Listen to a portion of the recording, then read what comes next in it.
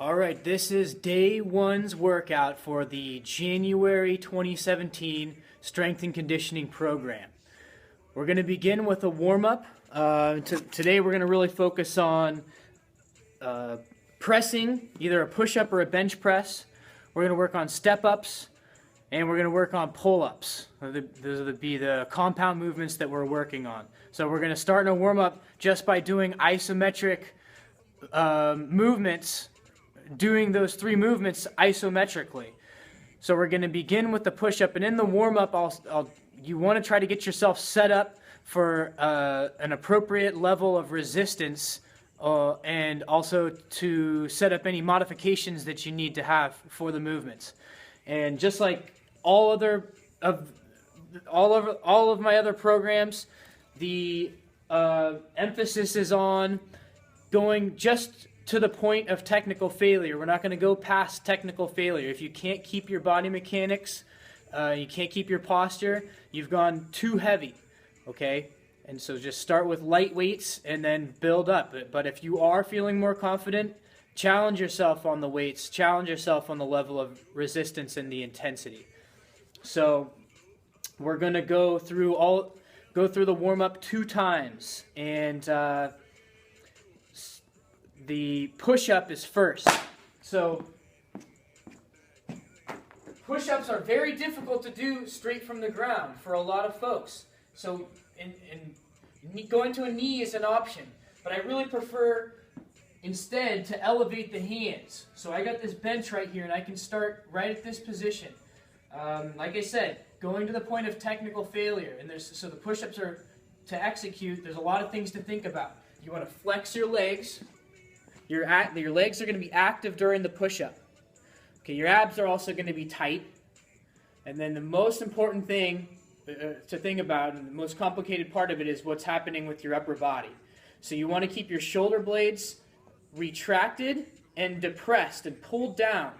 What tends to happen when people do push-ups is their elbows flare out and they shrug their shoulders like this. This is not, over time, not a great position to strengthen your shoulder in. We already tend to roll forward, and this is a problem people have with their posture a lot of the times. So when we're doing any kind of upper body strengthening, we need to be strengthening in a more shoulder blade retracted position and reinforcing a neutral spinal alignment. So also people will tend to round their back when they do a push-up or any pressing movement. So we're going to fight to stay active with your legs, which will really help to keep you in a neutral spinal alignment. And then so I'm going to go down into it, and I want to go all the way down every rep. If you can't go all the way down without losing your mechanics, just add height to your hands. Bring your hands up to a higher level. But if you can't go all the way for a push-up, then you'll begin on the ground. And so for the warm-up, you're going to hold the top position for 15 seconds, really squeeze it, and then you'll go down, and this is very difficult, but you're going to try to hold down here for 5 to 15 seconds at the bottom. And that's your push-up. Next one is a step-up or a lunge. So step-ups, if you've had any knee injury, you're rehabbing from that, or you have chronic knee pain, you're definitely going to start with the step-up. But if you're pretty confident with this movement already, you can go into lunges. I'll start with a step-up. And you want to come to a box that is a height where when you step on it, your knee is level with or even a little bit higher than the crease of your hip. So set that up, and you'll work your way up to that point. It doesn't need to be any higher than that, but it also doesn't need to be this high. If you need to start on a smaller height, totally fine. We want this to be a pain-free motion. And here's a couple things about your mechanics that are very important when doing a step-up. This could even be when you think about this when you're stepping up on stairs. So you want to angle your torso forward. So you see what I did? I angled my torso forward. So my hip went back and my knee will go back. And this is the really important position that you want to be in so that you can use the back of your leg and not put so much strain on your knee. So if your knee comes forward and your shoulders are back behind your body, it's really not going to feel good. This is not a great position to do step-ups in. So we're going to push back, brace your abs, and then also with your knee, not only is it back, but it's also tracking out. Make sure it doesn't cave in. This is not a good knee position to step up and bear weight. Tracking out is going to be a lot better. So now I'll go for my step up, and if you're just doing a step up for the warm up, then you'll just do 5 reps each side. But if you are able, and I encourage you to try to work toward getting in this position, a really strong lunge position, then you'll come in, you'll step forward. And from the beginning, just bend your knees a little bit into it. But the mechanics of your body are just the same. I'm still going to be leaning my torso forward a little bit, but now I have my back heel up, my back toes down, front heel, the front foot is fully down on the ground. If you can, then you can sink into it a little bit deeper, and ultimately you want to end up in that same depth where the knee is higher than the crease of your hip. You can go down into this position. This is really a great stretch. And so if you're able to do this, you're going to hold each side for 15 seconds at the bottom. Just do 1 rep holding 15 seconds at the bottom for your warm-up. And the last move is a pull-up. So pull-ups are also very, very difficult. And if you're not able to yet do a pull-up, that's okay. This is the work you can do to build up to that. But you can still also use this program if you're pretty confident with pull-ups. This will be something you can use to build that up even more. So the first thing is to hang on the bar in a good upper body with good posture in your upper body, or throughout your body really, because this is full body. So I use both an overhand grip and an underhand grip, and I actually alternate. I do 1 for 1. Overhand grip is going to be slightly wider than your shoulders. Underhand grip is going to be narrower. It's going to be shoulder width. So I'll start with my overhand grip, and when you're holding onto the bar, you want this is where you're holding onto the bar with these knuckles on top. If you wrap around here, see this little flap of skin? It doesn't feel good for the weight of your body to be pulling on that skin. So this grip is going to be better, and this may not feel as stable at first if your fingers need some strengthening, but that's part of the deal. You're going to strengthen your fingers in the pull-up hang. So I'm going to get in position now, and I want to think about fully extending my elbows, keeping my shoulders active, so I'm not going to sag. I'm going to be active and pulling my shoulder blades down. I'm going to keep my abs tight. I'm going to do like a mini crunch of my abs, and then I'm going to flex my legs and point my toes. Okay? I'm going to hold that position. Hold for about 15 seconds with your overhand grip, and then you can switch to your underhand grip and do the same thing. Okay, if you're already pretty good at pull-ups, you're pretty confident with this movement, you're going to add in the warm-up, and if you can possibly get yourself up to the top, you can use a band for assistance too. What you're going to do is a hold at the top as well. So I'll pull myself up and try to hold and try to pull through when you're doing pull-ups until you touch below your collarbone. So one of the standards for a pull-up is to get your chin above the bar.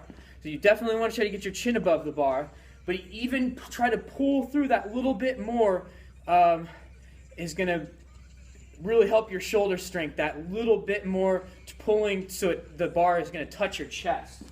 So I'll do that hold on each side for 5 to up to 10, 15 seconds if you want to hold that position. If you can hold for a little longer.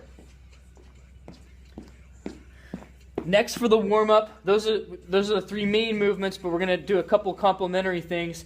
One of them is going to be a band pull apart. So take any band that you have, find the level of resistance that's going to work for you so you can complete this motion all the way. And then stand tall, flex your legs and abs, neutral spine, shoulder blades back, and then you're going to pull the band across your chest. And you don't want to go not too high with it. You want to go below your chest, and you'll do a couple reps there. And then the last part, you're going to do a little bit of a jumping motion. You can start just by, and this doesn't have to be a jump, this can also just be a step up. You can start just by doing a step over. So I'm going to step laterally. I'm going to be kind of moving side to side, and I can start by just stepping right over a lane. I have this hurdle. I can step over the hurdle.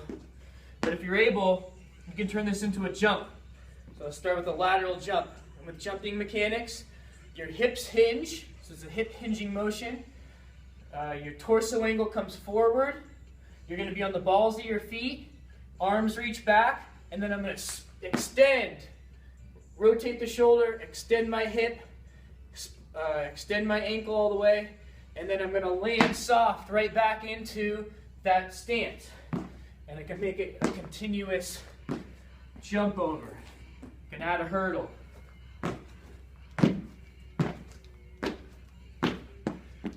do about 8 reps 2 times through those 2 last exercises.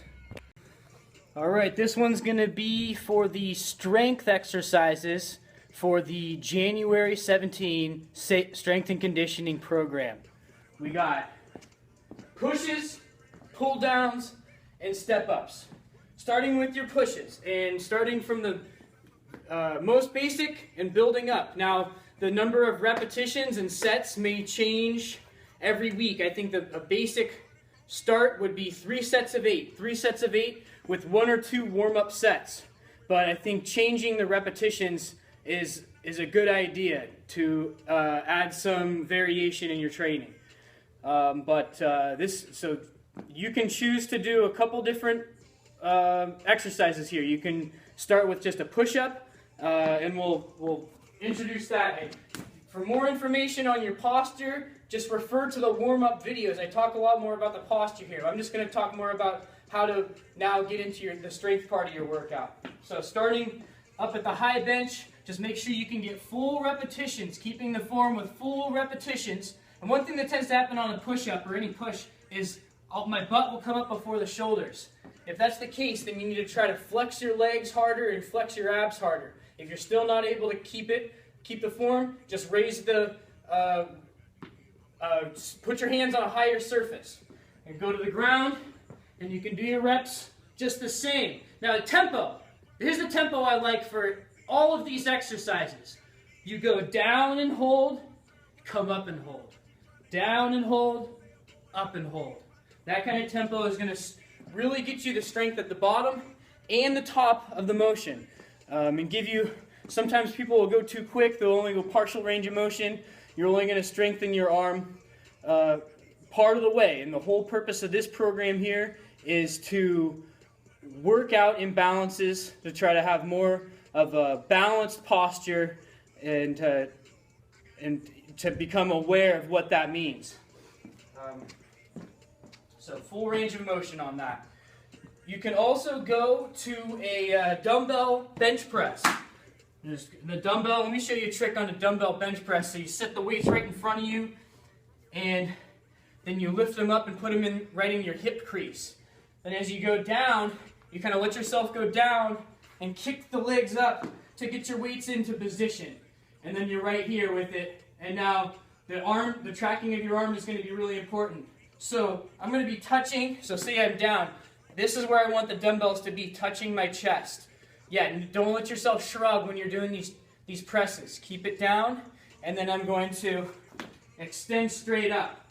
I don't need to clank them at the top or anything. I just want the arms to go straight up, and straight down. My feet, I want to anchor my feet down on the ground when I'm doing any kind of bench press. And this is a full body exercise. It's not just for your chest here. Your abs have to be tight, and the back of your leg is really going to be flexed up. So I'm going to get in position again, and I set my shoulder blades flat on the bench, And then I want my feet to be as close, I want my feet to be as far back as I can get them. And I'll press my feet, press into the ground so that I'm flexing my legs. And then tighten your abs, boom.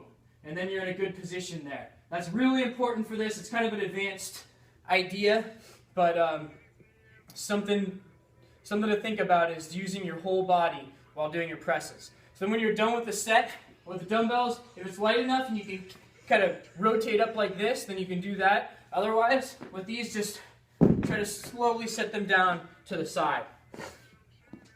So you do a warm-up set, and then for these, what I like to do is try to get warmed up by doing sets of 5, and then once you get to what your heaviest weight will be for the day, you count that as your first working set. So I like that first set of the 3 sets to be the heaviest, and then the second one you go a little bit lighter, and then the third one you go lighter yet.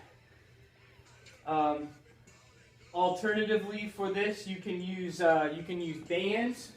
So one of these handled bands works really good. Handles on either side, and I can just wrap it around a pole.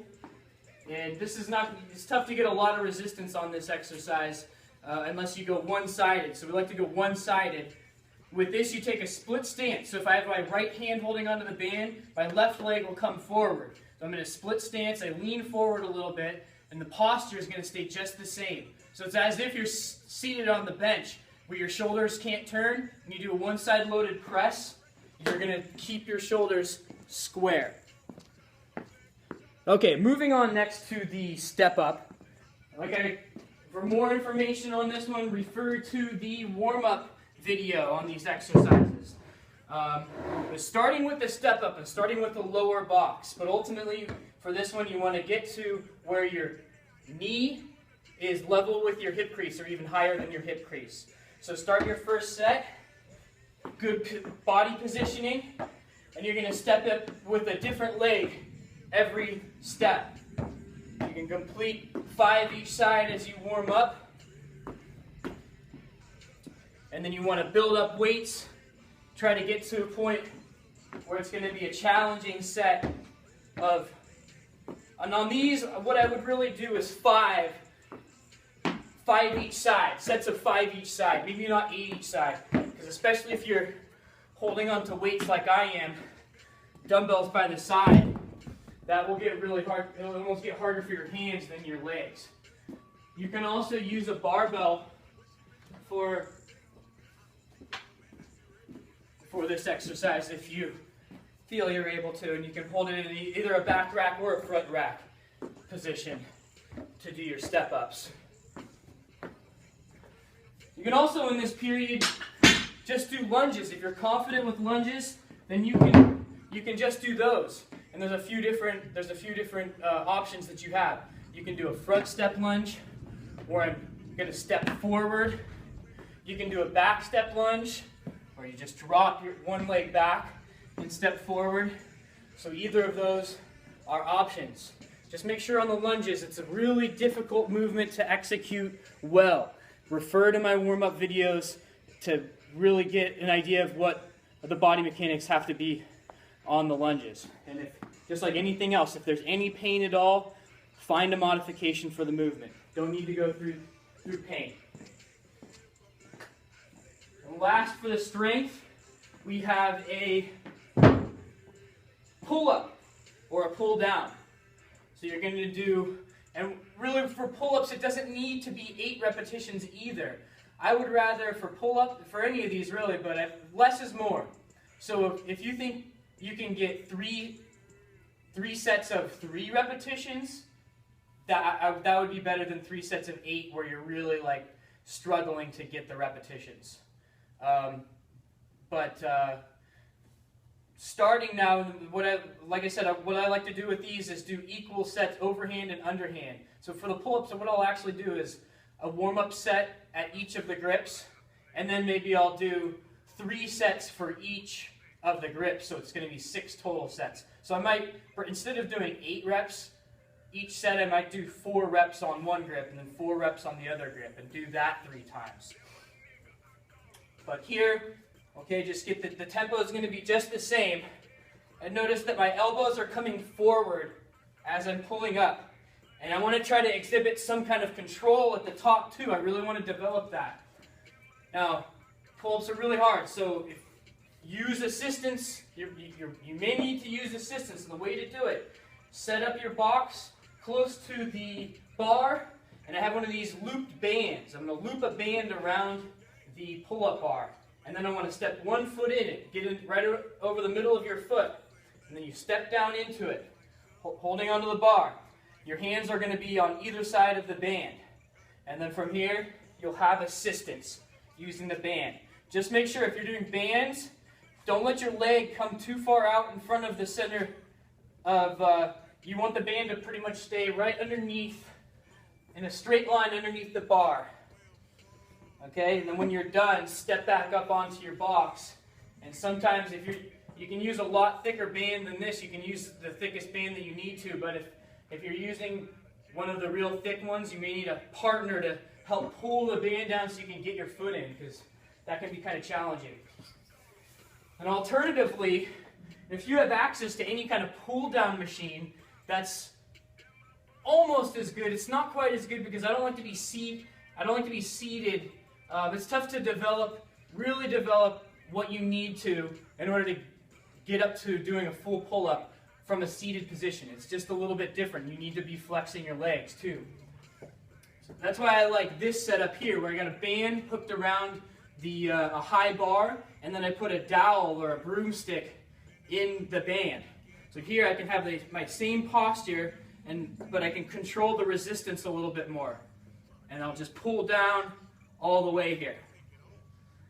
Doing both overhand and underhand with that banded pull down.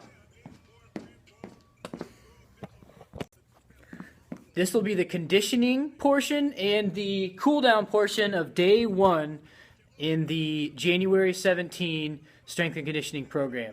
So for today's conditioning, you're going to do 2 minutes of burpees, a 2-minute burpee test.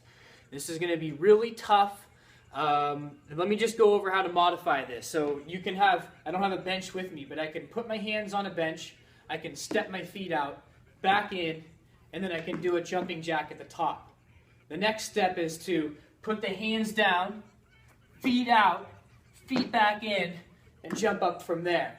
But if I want to do a full burpee, I can do that. Now I do CrossFit style burpees, so you don't have to do a full push-up for the burpee. The standard is to get your chest and your thighs to the ground and then extend with a clap overhead. So the most efficient way to do that is as follows.